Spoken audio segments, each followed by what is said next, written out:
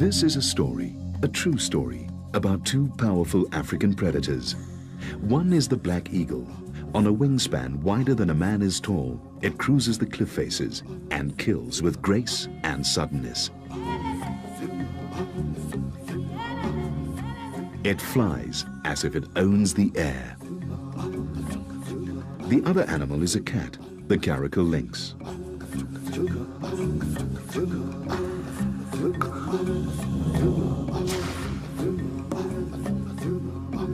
Some of its prey is the same as the eagle's. Sometimes the prey has been known to be an eagle.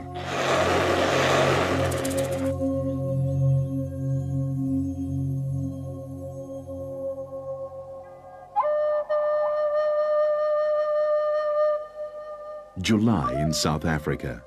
Winter, with morning snow on the peaks of the mountains. Snow that falls at night and melts during the day.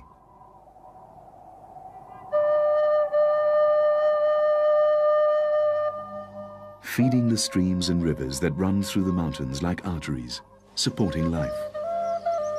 Some of it spectacular. A female black eagle with her prominent yellow eyebrow. Her name is Emuyeni, Zulu for from the wind.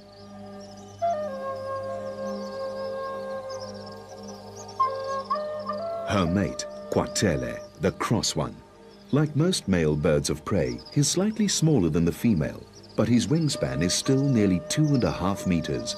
The pair command an entire mountain gorge. It's a place where, in winter, colorful aloes grow and colorful birds feed on them, Cape weavers and white-fronted sunbirds. Insects thrive here at the base of a rich food chain, with the black eagles at the top. They're also at the top of the gorge itself, high up a cliff face, with a 3-week-old chick in a nest, which they constantly refurbish with green branches.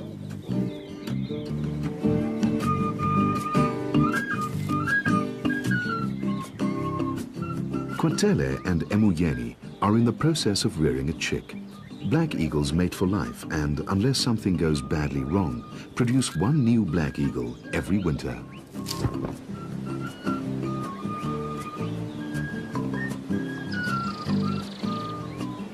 Emuyeni's main task is to stay with the chick and shelter it from the sun, which can be very hot, even in the winter.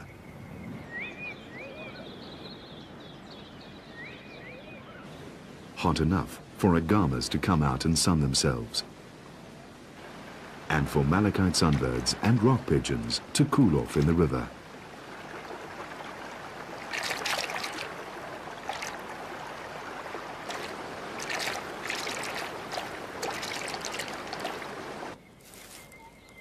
It is in these cooler winter months that black eagles do most of their nest building. Not just the nest.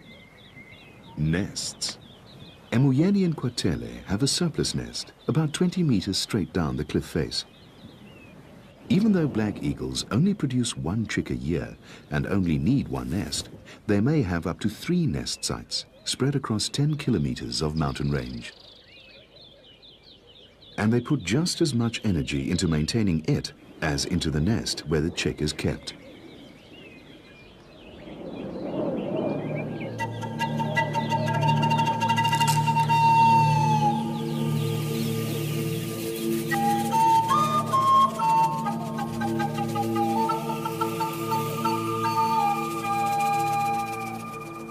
Some of the branches they pick off the mountainsides are heavier than the eagles themselves. In a way, though, they seem to enjoy it, as if the whole effort were just an excuse for a virtuoso flying display. The local rock hyraxes or dussies watch closely. They, after all, are the black eagle's main prey.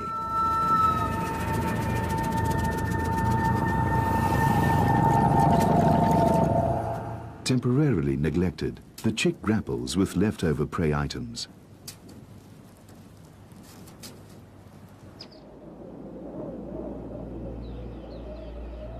Kwatele's display does not go unnoticed.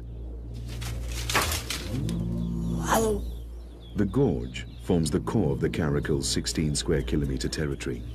Averse to the daytime heat, he will rest in the cool shadows, but little will elude his sharp senses.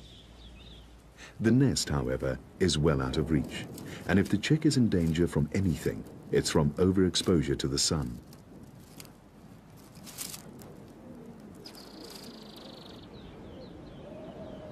But Emoyeni knows precisely how long it's safe to leave the chick without shade, and how much time she can devote to her nest building.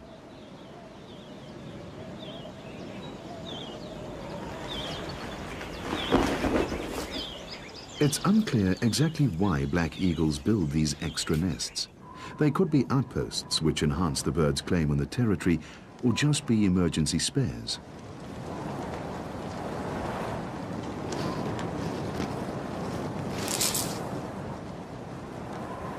The second nest almost seems like a pastime for them. Kwatele is tireless in bringing in sticks, and Emoyeni meticulous about their arrangement.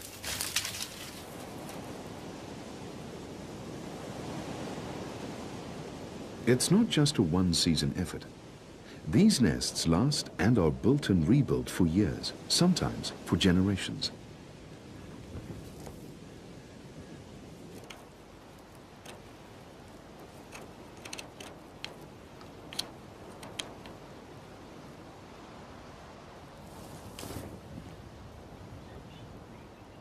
The hungry chick will have to wait his turn. Fortunately, Kwatele isn't so preoccupied with the second nest that he forgets to hunt. And in the afternoon, he flies out.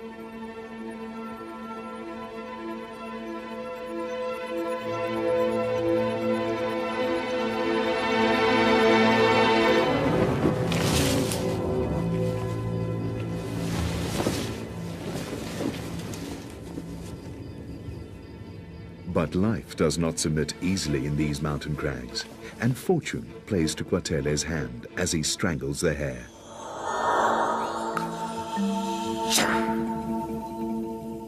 Kwatele too must be wary, for the caracal is an opportunist whose reputation haunts the rocky outcrops.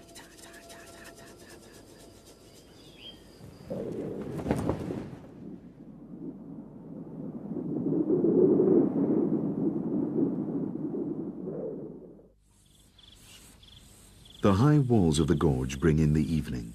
It's late afternoon, and the valley is already in shadows. And it's now, at last, on the still sunny cliffside, that the chick is fed.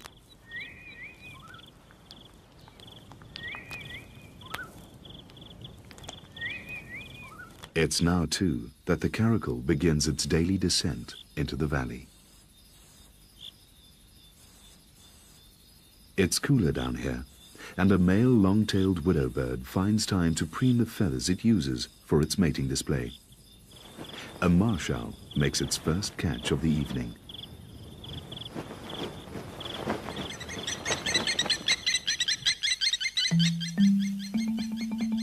And out on the grassland, the caracal begins its hunt. A caracal is a very special kind of cat. It's not particularly large. It's a species of lynx after all. But in terms of stealth, agility, and sharpness of senses, it's one of the most efficient cats in the world. Twilight is the caracal's morning.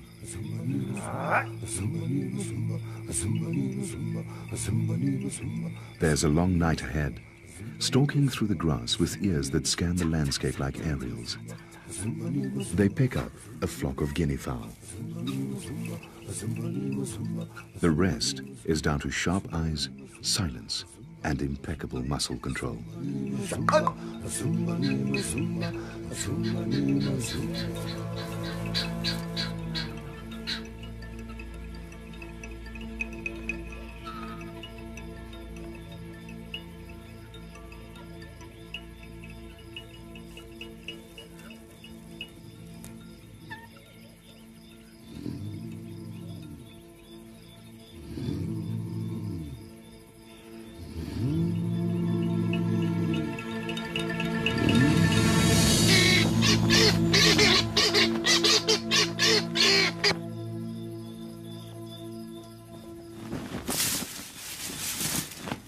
Like most felines, the caracal will play with his subdued quarry before dealing the final blow.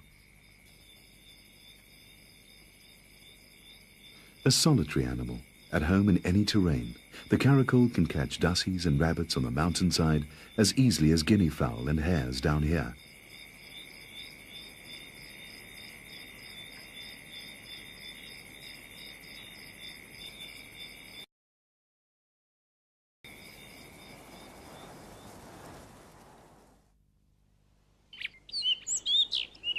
It's now the end of August, when the rock thrushes start to sing. And the spring rains have brought grass to the valleys. And with the grass comes a change in mood. The dry winter is over, and it's time for sprouting, blossoming, breeding. Stony hollows turn into clear pools.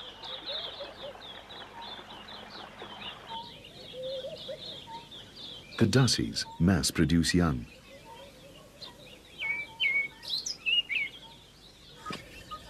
So do the guinea fowl. All appears to be normal, except for the black eagles. They're mating.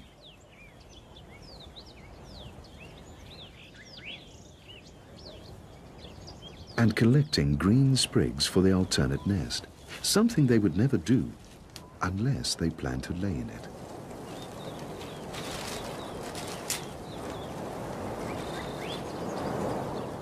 This is completely unnatural. While most animals are breeding now, black eagles are supposed to breed in the winter. It's as if somehow the obsession with a second nest has overtaken their instincts. It's an early spring, and a particularly rich one.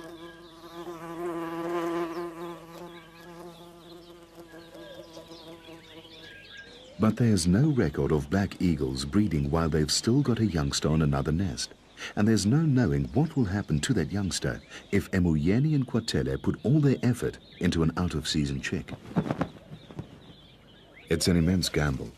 Most black eagle nests lie exposed on the sheer cliff faces with little protection from the scorching summer sun. Nevertheless, Emuyeni and Kwatele seem to be going ahead. He prepares the second nest, while she sees to the chick on the first.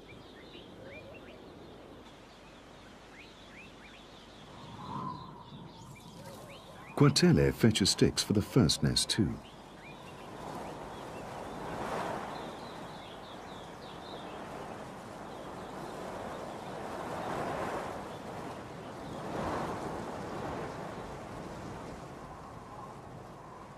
And he keeps up the nest maintenance, while she removes food scraps before ants find them.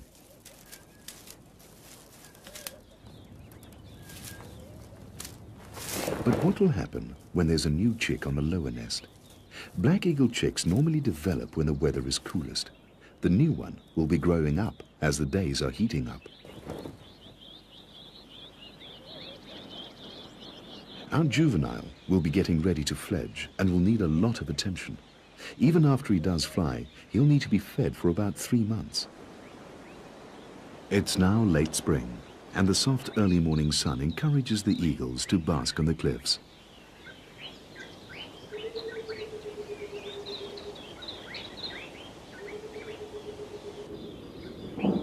But a sure sign of summer's imminent approach is its vanguard of storms.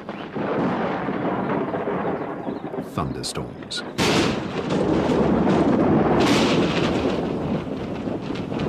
When the storm season hits, the eaglet, now a mottled juvenile, is 3 months old and about a week away from fledging.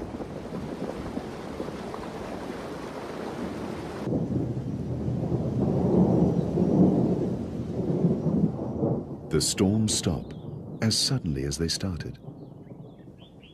The eagles are left dripping, and the rivers bulging. A painted lady dries its wings. An agama in its full breeding colors eyes a potential meal.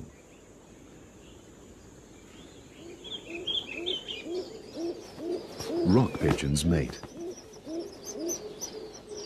As the juvenile eagle watches, more aware now of life beyond his nest.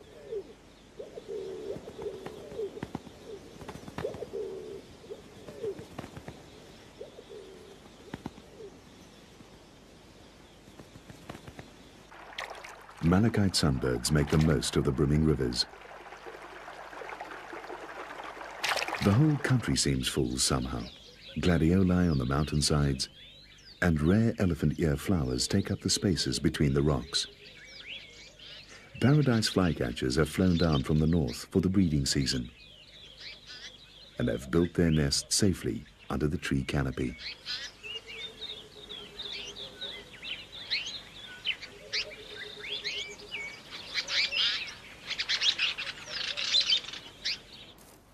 But the only shade here is the shade Emuyeni makes herself.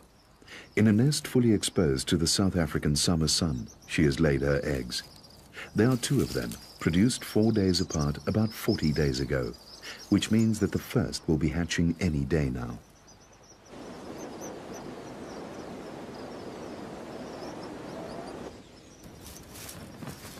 Meanwhile, the juvenile is exercising for his maiden flight. So far, the first ever recorded attempt by black eagles to do what's known as double brooding is succeeding.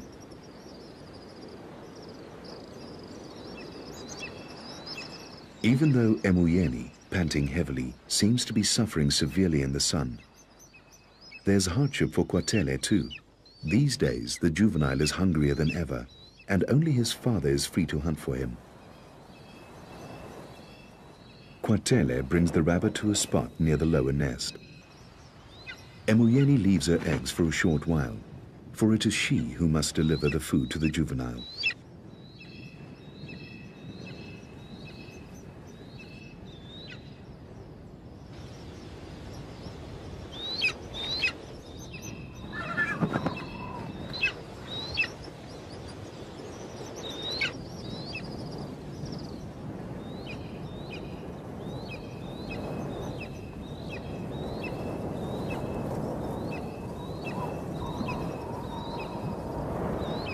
The rabbit's heavy, half the weight of Emuyeni herself, and the nest is just a shelf on a sheer cliff. There's no room for error. The juvenile seizes the rabbit. Kwatele seems to celebrate a rare moment of leisure with an aerial display.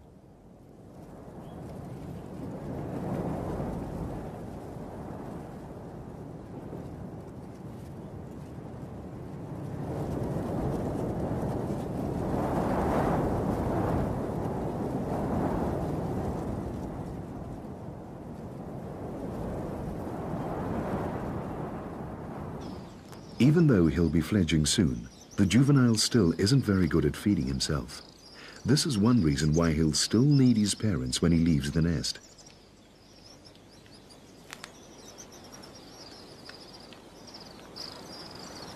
As Kwatele watches, and the juvenile acts his age, Emuyeni quickly feeds herself. She has little time as she must return to protect her eggs from the sun. Late afternoon shadows begin to bring relief to the valley. Red-winged starlings bathe in the river. And the juvenile, now fed and frisky, pretends a stick is a dussie or a rock rabbit.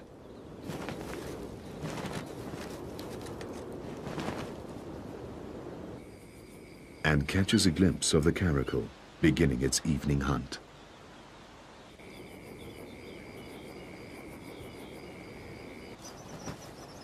The juvenile finishes off the stick by strangling it with his talons.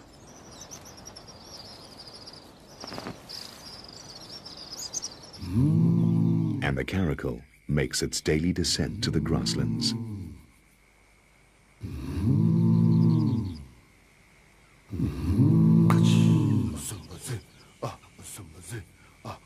The cat's all ears again, and eyes, and coiled muscles.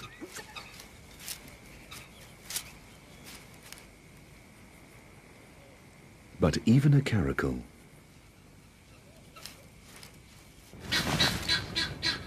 fails sometimes. The coming darkness is the caracal's ally, and there are many hours left to try to secure a meal.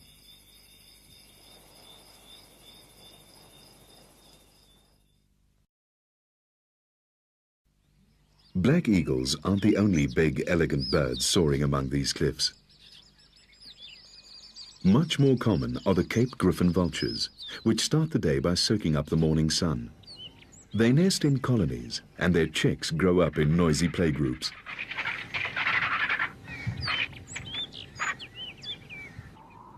And even when they're adults, they still hang around together, going every day to bask in places where vultures have basked for millions of years. For the eagles at the gorge, something's happening that's never been known to happen before. A black eagle chick is starting to hatch, while its 3-month-older sibling watches from the nest above. The shell is finally broken. The chick is wet, and before it can eat anything, it'll have to dry out and fluff up. But there it is. A black eagle chick hatched in the heat of summer before its older sibling, a little higher up the same cliff, hasn't even left the nest. The juvenile is, of course, oblivious to the event, his attention drawn to swifts darting to and from their nests.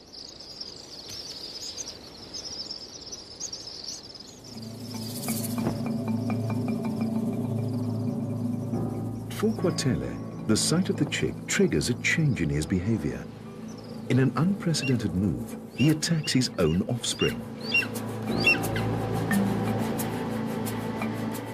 Emuyeni puts a stop to his aggression, but he's still agitated. Not only must she protect her chick, but also her chick's food. There's always a chance Kwatele might take it.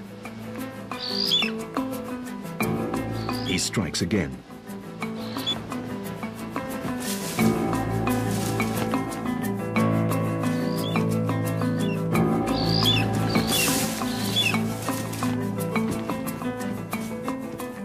But with a newly hatched chick alone in the blistering sun, Kwatele is forced back to the lower nest.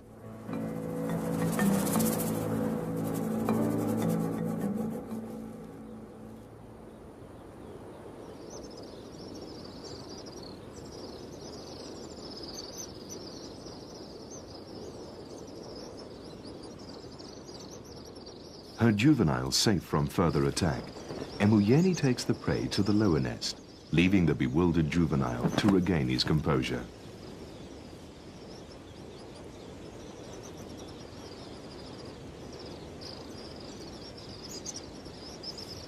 The chick gets its first meal.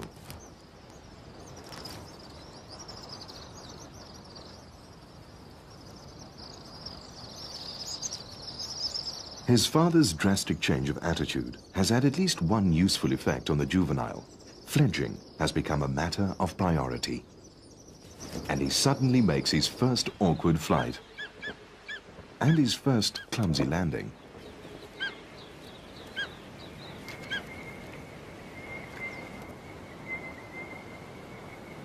He's now at the equivalent of his toddling stage, when he's learning what his wings can do.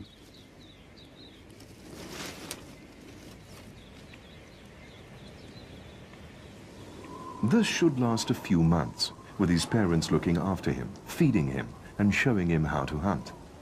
But instead, for 3 days they leave him on his own, learning the tricks of the wind. While Emuyeni and Kwatele concentrate on the newcomer in the lower nest, and on the other egg, which is now holed, and on the verge of hatching.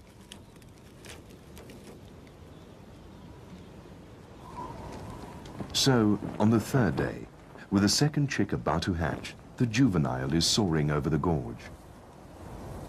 When again, Kwatele turns on his offspring.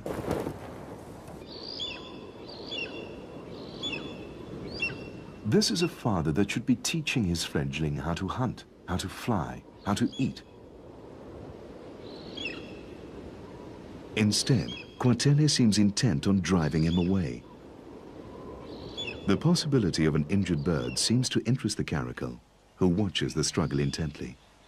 For the juvenile, it's the aerial equivalent of sink or swim. In trying to dodge Quatele, he displays flying skills far beyond his age. Then, Emoyeni leaves the chick and the unhatched egg, and this time, instead of defending the juvenile, mimics her mate's behavior.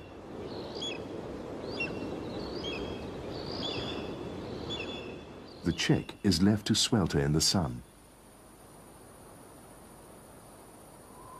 And not so many months ago, this was a chick. Emoyeni and Quatele hunted for him, fed him, shaded him, kept his nest fresh, and brought him up to fledging. He's a fine young eagle. And now they're doing this. Unless it's just muddled instincts, it would be hard to say exactly why.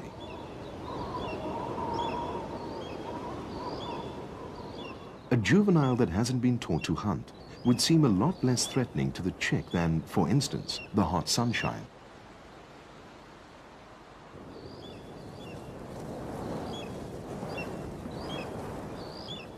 The juvenile is finally forced to land, while the caracal watches. The one thing the young bird has yet to appreciate are the specifics of the world's dangers. As soon as the juvenile launches again, Quatele is after him, although there's at least an uncharacteristic attempt to strike back. And Emoyeni returns at last to make some shade.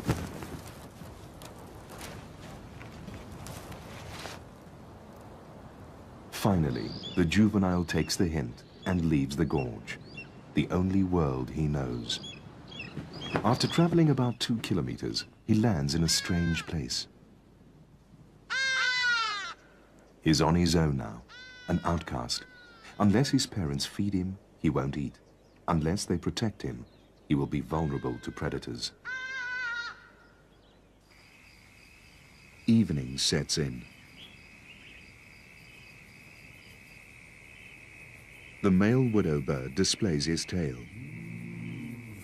as the caracal begins the night's hunt. The widow bird sounds the alarm.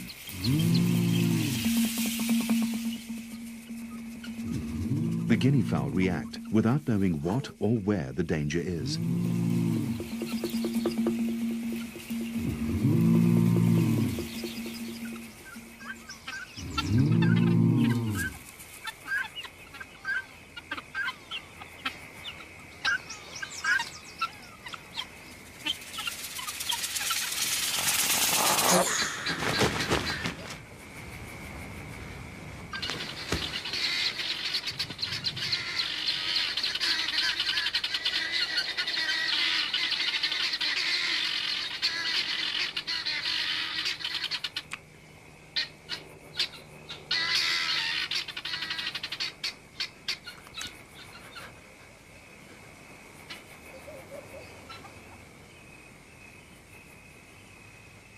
The night passes.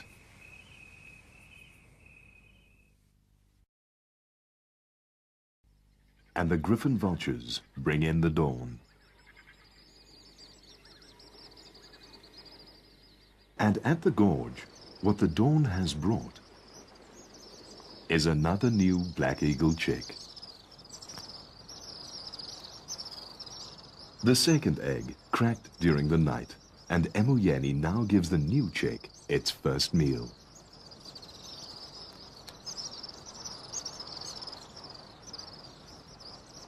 The hatching of the second chick coincides with the breeding of other birds in the gorge. A rock pigeon, for example, dispensing her crop milk.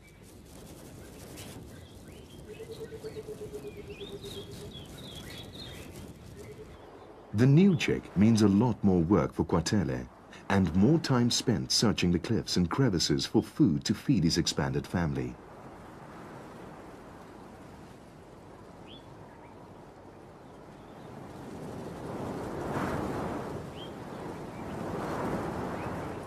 The juvenile uncharacteristically sleeps on the ground, unaware of the dangers lurking in the cliffs. He doesn't know better. Kwatele spots something.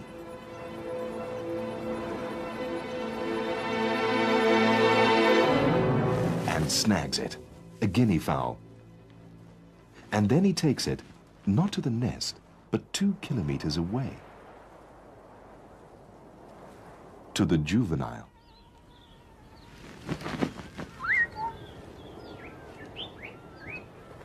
And that explains what he and Emuyeni were trying to do. They just wanted the juvenile out of the gorge, away from the chicks. Kwatele will still feed him and help raise him after all. Back at the nest, there's prosperity too. Could these eagles actually break all the rules and produce 3 offspring in 1 year? It's highly unlikely. Black eagles almost always lay 2 eggs and have 2 hatchlings. And the larger one, the firstborn, almost always kills its sibling. It's called the Cain-and-Abel struggle. And in this nest, with Emuyeni seemingly unperturbed, the elder chick, Cain, is well on its way to doing what its genes command it to do. The juvenile's genes, meanwhile, are commanding him to practice grabbing to anticipate hunting.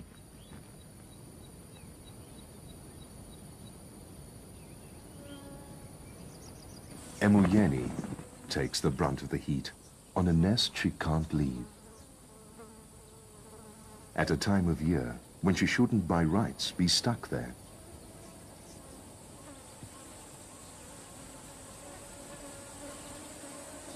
But down at the stream, Kwatele at least can get a little relief.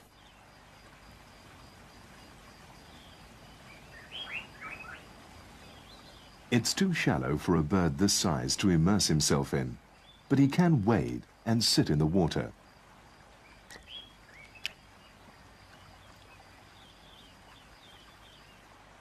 All Emuyeni can do in the heat is tidy the nest, watch over the chicks, and make sure they're shaded.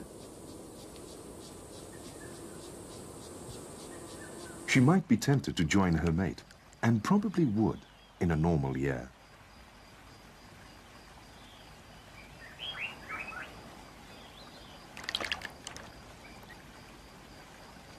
But now, she can only wait for Kwatele to feel refreshed enough to relieve her at the nest.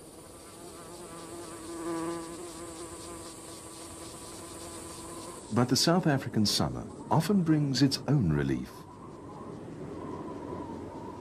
In the form of winds blowing down over the hills.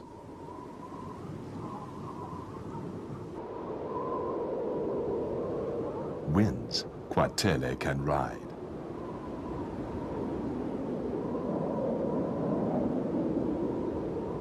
Eagles do seem to enjoy wind and the kind of acrobatics it allows.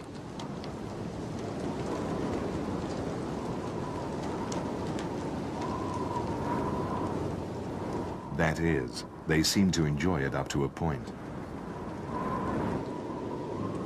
Until it escalates and turns into a full-blown storm.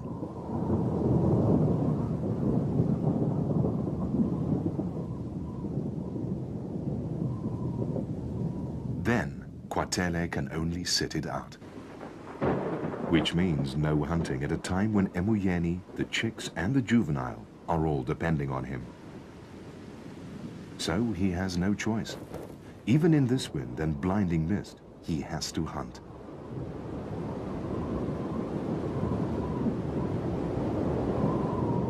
But on the ground, the caracal appears to thrive in the storm's confusion. It quickly flushes out a nervous rock rabbit, and just as quickly loses it.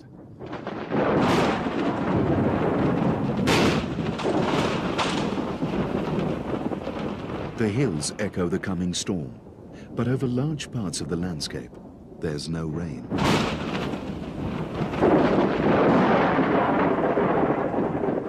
The sky might as well be tossing down lighted matches, because soon, large parts of the mountain landscape are on fire.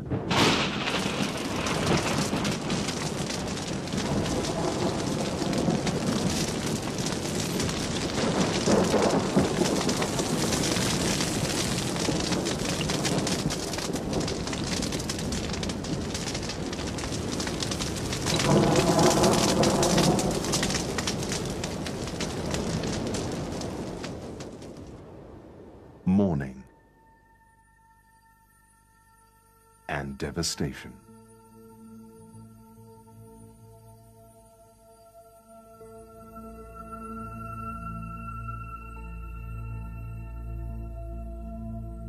Kwatele caught nothing yesterday, and today there's just bleakness. The family has not eaten in almost 2 days, and the fires are still burning.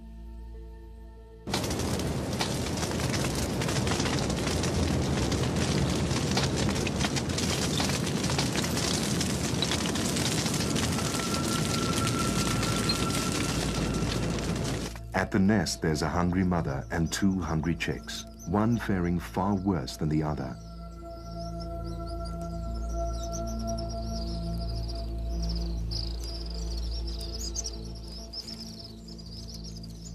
The fire is getting closer, but the fire and even the sun are less threatening now than starvation. Emuyeni can't wait any longer. Red-winged starlings mob her as she starts off.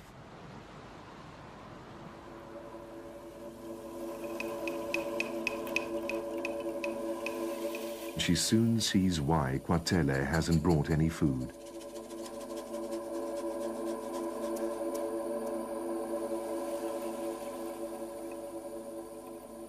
In the nest, the dominant chick, Cain, continues its ruthless quest to be the sole survivor.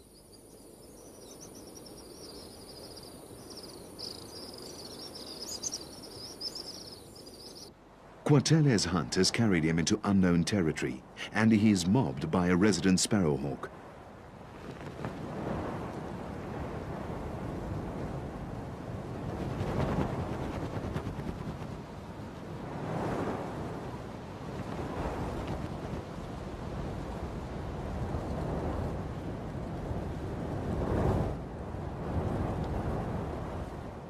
Finally, an unburned stretch and a rabbit. The attempt is foiled. The sun's getting hotter, but the eldest chick's drive to kill its sibling is so strong that even this heat doesn't stop him. Emuyeni searches the barren landscape.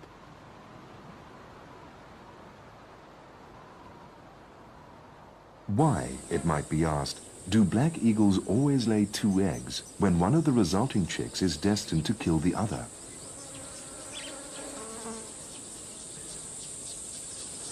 Insurance, maybe?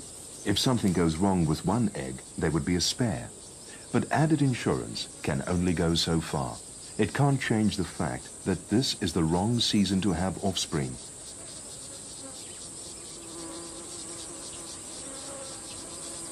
The sun is too hot.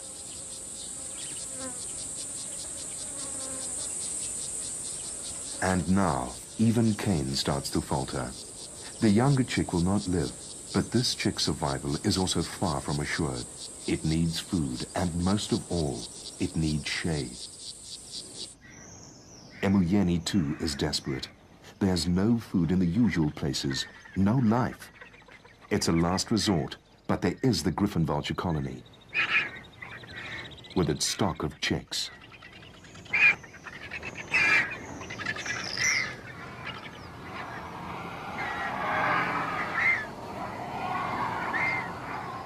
But the age-old conflict between black eagles and Cape griffons has sharpened the griffon senses. They are seldom caught unawares. Emuyeni must find food and get back. Immediately.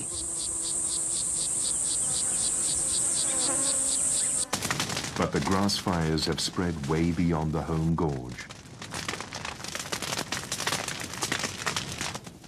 And even the caracal has been pushed out of its own territory.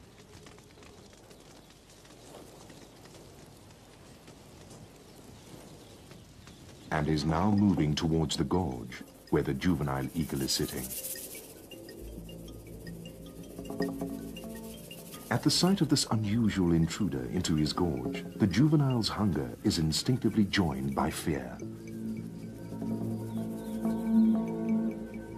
Unsuccessful in their hunt, Kwatele and Emuyeni begin their long flight back to the two young chicks. Cain is desperate and searches the horizon for any sign of his parents. His younger sibling brother has almost succumbed to the heat. But fortune is to be on the side of the juvenile, because as Emuyeni and Kwatele fly over his gorge, they spot the caracal and see a critical situation unfolding. The juvenile's senses warn him.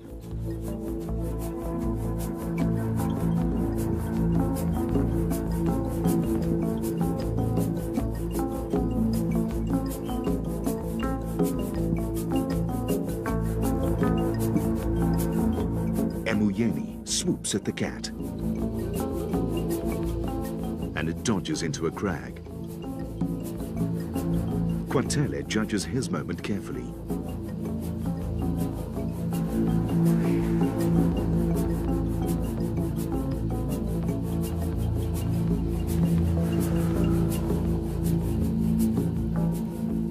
But this is a conflict born over timeless generations, and the caracal knows the trees will shield him from the raking talons. Emuyeni and Kwatele manage to chase it to the other side of the gorge, but no further. It stands its ground. The cat would be less of a threat to the juvenile had he not been forced out of his home gorge, where there would always be at least one parent looking out for him. But now, all the caracal has to do is wait and watch. Because the juvenile's parents will have to leave at some point and go back to the nest.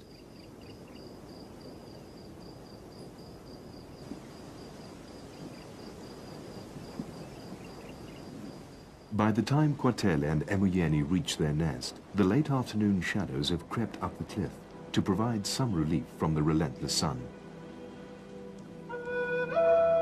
They return to a terrible scene.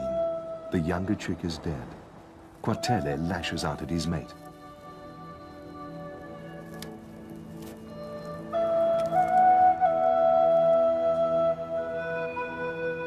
But it is Emuyeni who rules the nest, and it is she who must deal with the day's misfortunes.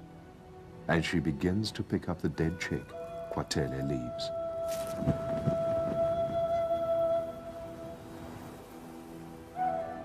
He looks down on a most unusual scene, never before captured on film.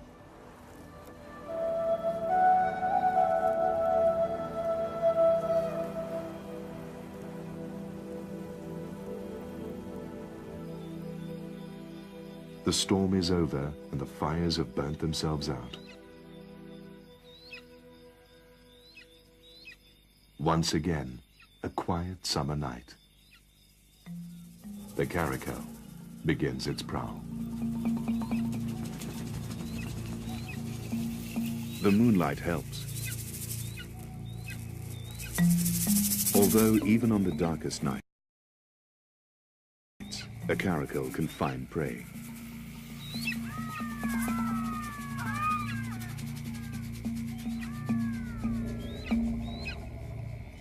The faint chirping means the juvenile hasn't moved.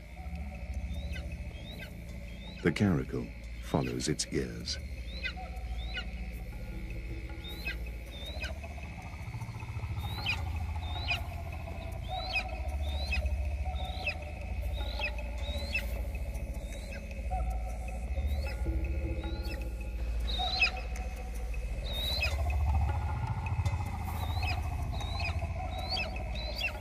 A few clouds start to drift across the moon. In the near total darkness, the caracal makes his kill.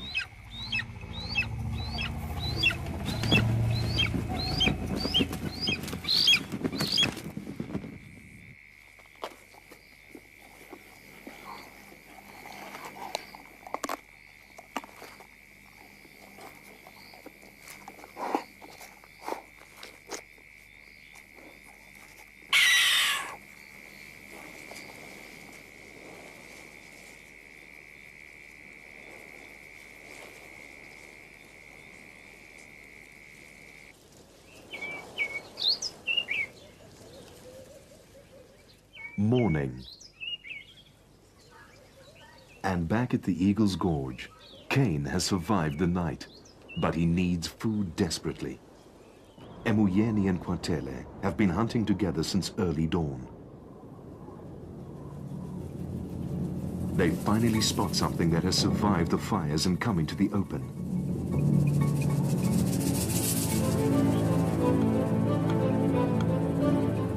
In a true display of Black Eagle cooperative hunting, Emuyeni flushes the quarry out, and Kwatele strikes behind her.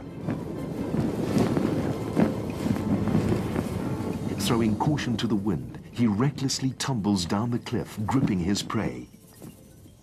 A rock rabbit.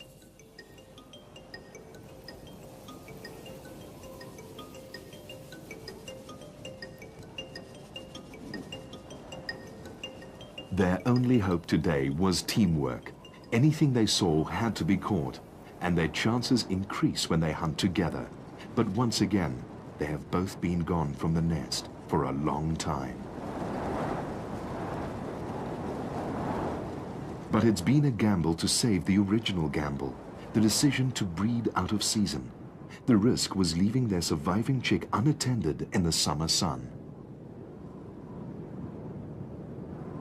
They may have pushed their luck too far.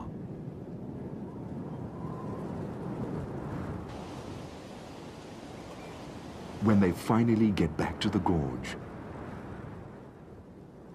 and to the cliff where they ambitiously built their 2 working nests, they find the second chick, dead.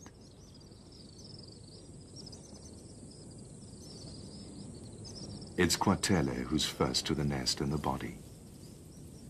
He takes in the total failure at their attempt at summer breeding.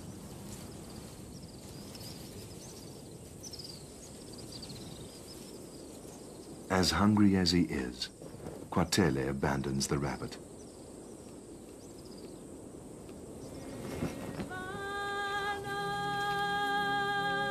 He leaves it and the dead chick to Emuyeni.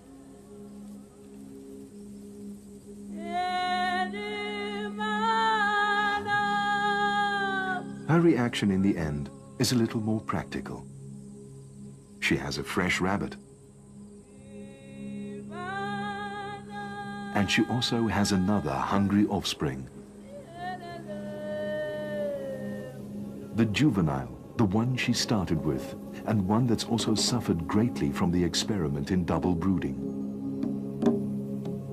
Attacked by his parents and ultimately exiled to another gorge, defenseless, not knowing how to feed himself and never knowing when or if another meal would be flown in.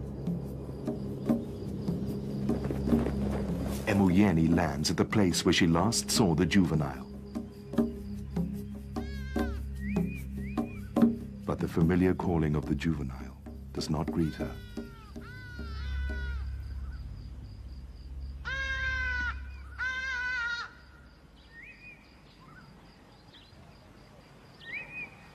This year, the Black Eagles gambled with their breeding and ended up losing everything.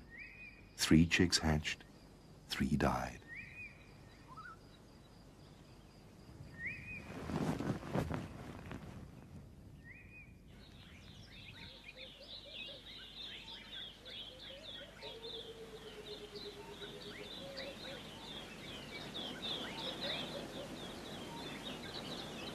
They can rest now and spend what's left of the summer hunting for themselves and getting the nest ready for the following winter.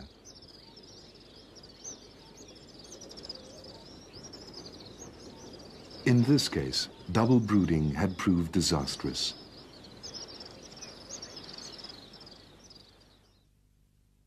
The next winter, the crew that made this film went back to the mountains. To the Cape Weavers and the Aloes.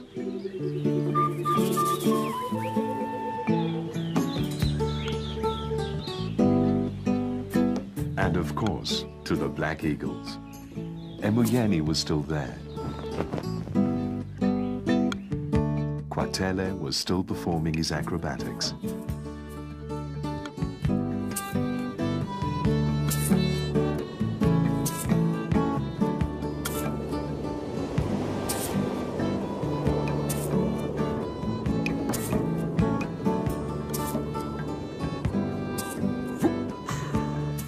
The caracal was there too, resting in the grass and watching and watching. And when the crew followed Emuyeni back to her nest, the upper one, the one last year's juvenile had been raised in, there were chicks there, 3 of them. Last year, they were the first black eagles ever known to have tried double brooding. This year, they were the first ever known to have 3 chicks in one clutch.